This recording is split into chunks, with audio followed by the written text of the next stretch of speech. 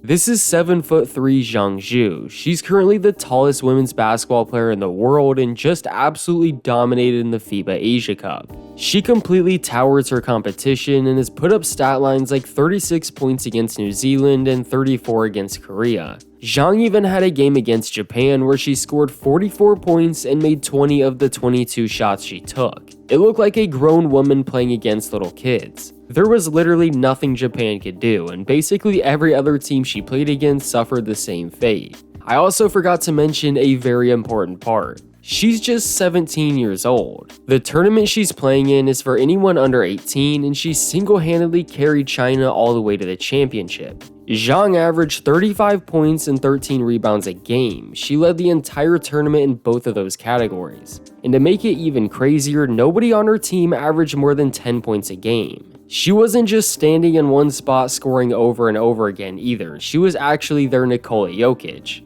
On almost every possession, they would come down the court and throw it up to Zhang to either score or find an open teammate. Opposing teams knew this was coming, but she's so tall that there was nothing they could do to stop it. She was literally passing over the double teams that were trying to trap her.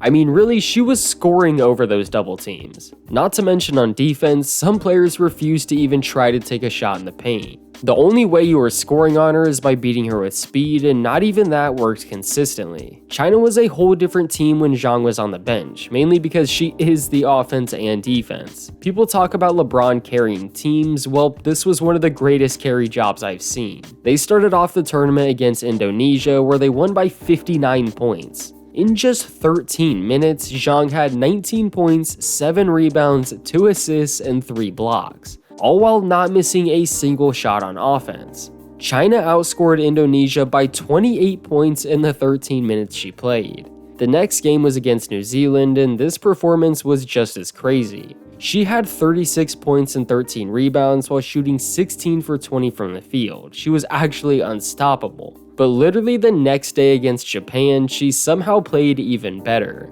I already mentioned this one earlier where she scored 44 points shooting 20 for 22 from the field. Plus, she had 14 rebounds and 5 assists on top of that. You would expect in a game where their best player was dominating that they would be winning by a lot. But China was up just 3 points at halftime, and if it wasn't for them winning the third quarter by 11, it would have came down to the wire. This game was actually hilarious to watch. Nobody can ever match up with her, but Japan struggled against her the most. Then their next game against Korea was a similar story, but this time they won the second quarter 21-3. Zhang ended with 34 points shooting 17 for 25, which is yet another extremely efficient performance. Plus, she had 16 rebounds and 5 assists yet again.